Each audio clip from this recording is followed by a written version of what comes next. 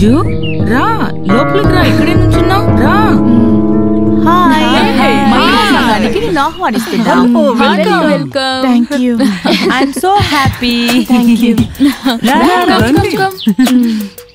ఇక ముఖ్యమైన విషయాల్ని ప్రారంభిద్దాం. ఈ నిరోష ప్రాబ్లం చాలా పెద్దదవుతా పోతా ఉంది. నువ్వు అలా చెప్తే ఎలా?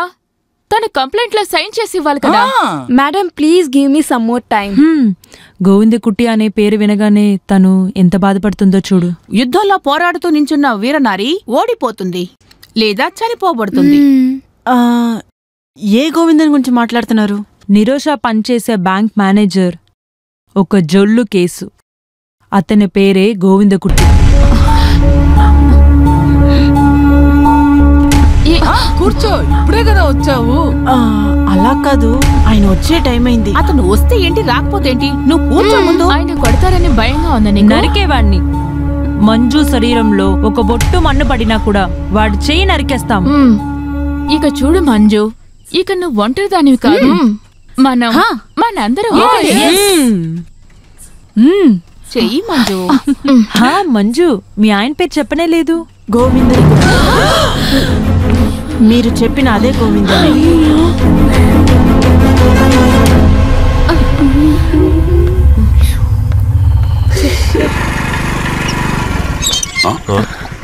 నువ్వేంటి ఇక్కడ?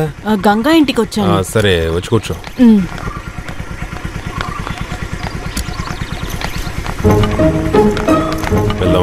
వెళ్దాం.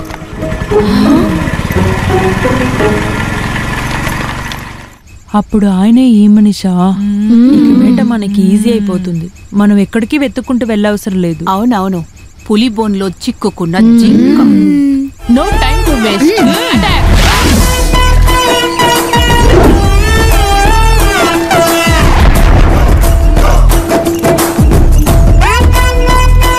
మేము లోపలికి రావచ్చా? ఏంటిది, సిగ్గు లేకుండా మళ్ళీ వచ్చారు? అలా ఓడిపోయే మనుషులమేం కాదు మేము.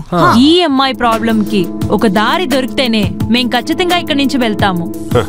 ఇలా చూడు, నువ్వు గవర్నమెంట్ సర్వెంటే కదా, సిగ్గు అనిపించడం లేదా నీకు? వీళ్ళందరితో పాటు పని పాట లేకుండా తిరుగుతూ ఉన్నావు. ఏదైనా రేపు బ్యాంకుకి రా, ఒంటరిగా అక్కడ మాట్లాడుకుందాం. నువ్వు ఎప్పుడు అమ్మాయిలతోటి ఒంటరిగానే మాట్లాడుతావా? ఈ అందరితో కలిపి మాట్లాడాలా లేదా ఒంటరిగా మాట్లాడాలా నేనే నిర్ణయించుకుంటాను.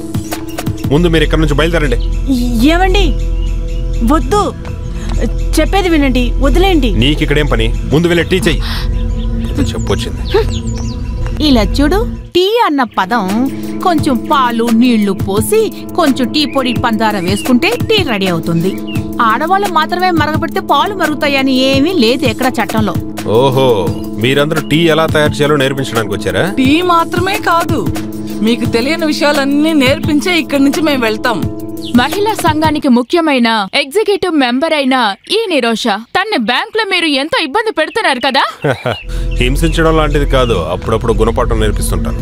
పని చేయడానికి మాత్రమే గవర్నమెంట్ జీతం ఇస్తోంది, అంతేకాని మొబైల్ ఆడుకోవడానికి కాదు. ప్రభుత్వ ఉద్యోగం చేసే వాళ్ళ డ్రెస్ కోడ్ చూడండి ఎలా ఉందో. మిస్ ఫెమినా కాంపిటీషన్ లో క్యాట్ వాక్ చేసేలాగా ఉంది. మీరందరూ ఏ రిజర్వేషన్ కౌంటర్ కైనా వెళ్లి చూడండి, అక్కడ చాలా పెద్దగా ఓ క్యూ ఉంటుంది. అటువైపు కూర్చొని టికెట్ ఇస్తోంది ఒక అమ్మాయే. మహిళల అభివృద్ధికి షార్ట్ కట్లు ఏవి ఉండవు ఇక్కడ. మెరిట్ సాధిస్తేనే గవర్నమెంట్ ఉద్యోగం అంటూ వస్తుంది. మీ అమ్మ కూడా ఒక ఆడదే కదా. అవును, లేదు అని నేను అనలేదు కదా, కానీ మీలాంటి ఊర కుక్కలతో వాళ్ళని పోల్చలేం కదా. మమ్మల్ని ఇప్పుడు ఏమన్నావు? కుక్కలనా? ఒట్టి కుక్కలు కాదు, పిచ్చి పట్టిన కుక్కలు. పిచ్చి కుక్కలు, పిచ్చి కుక్కలు. మా గురించి మీకు తెలియదు. ఒక అమ్మాయి కంప్లైంట్ చేసిందంటే తర్వాత క్వశ్చన్స్ ఏం ఉండవు. సాక్షి వద్దు, ఏ తొక్క వద్దు. అమ్మాయి ఒక్క మాట అంటే చాలు, ఆడది అనే ఒక్క మాట. తెలుసు, నాకు అన్ని బాగా తెలుసు. చాక్లెట్లు, ఐస్ క్రీమ్ల పేర్లు చెప్పి మీరు పెద్ద పెద్ద వాళ్ళందరినీ భయపెట్టారు. మీలాంటి వాళ్ళందరినీ పక్కన పెట్టుకొని చాలా మంది ఓట్లు సంపాదించి అధికారంలో కూర్చున్నారు ఈ రోజు. కానీ ఈ పనులన్నీ నా దగ్గర పెట్టుకోకండి. చూస్తాను, నువ్వేం చేస్తావు? ఏం చేస్తానో చూస్తావా? చూడండి, ఏం చేస్తాను చూడండి.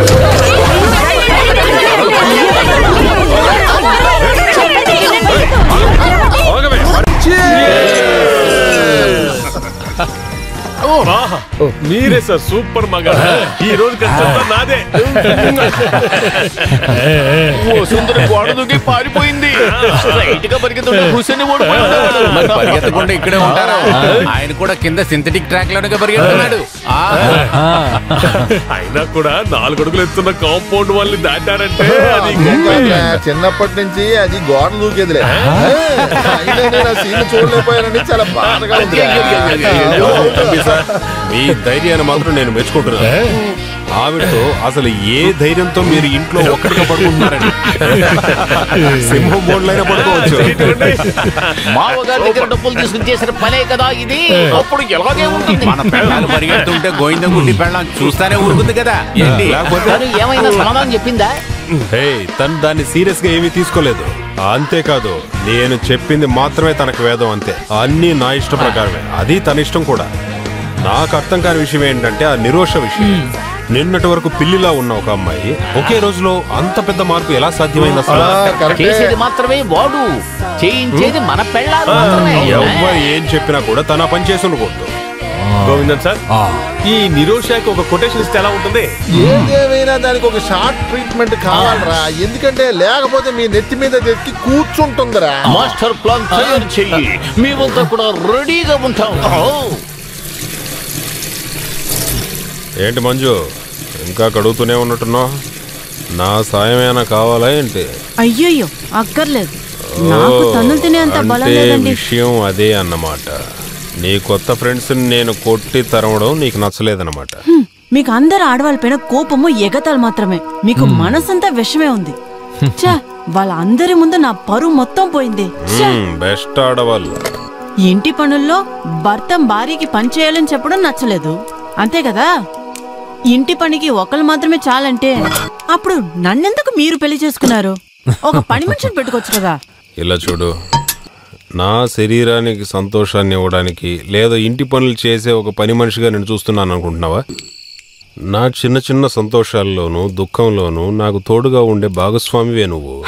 కానీ నాకు అలా అనిపించలేదండి. ఒక పని మనిషి కంటే దారుణమైన చోటు నాకు ఇంట్లో దొరికింది. నేనేం ఊరికే చేతులు ఒప్పుకుంటూ రాలేదు ఇంటికి. అవునవును, మీ నాన్న ఇచ్చిన డబ్బుతోనే ఈ బంగ్లాని, ఆడి కారు అన్ని తీసుకున్నానే నేను. ఇది నీ ఒక్కదాని సమస్య కాదు, ఆడవాళ్ళందరికీ ఉండే సమస్య ఇది. కొంచెం డబ్బు తీసుకుని మెట్టినింటికి రావడం, తర్వాత తండ్రి దగ్గర తెచ్చిన డబ్బుకు ప్రతి రూపాయికి లెక్క అడగడం, మొగుడు సంపాదించే సంపాదన తీసుకెళ్లి బాటల్ షాపులకి, నగల షాపులకి తాగలేయడం. ఆ డబ్బుకు మాత్రం లెక్క పక్క ఉండి చావదు. నిన్నటి వరకు ఈ ఇంట్లో నీది నాది అని వేరుగా ఏదీ లేదు, కానీ ఇప్పుడు అది కూడా వచ్చేసింది. సంతోషం. నానా, నాకు డౌట్.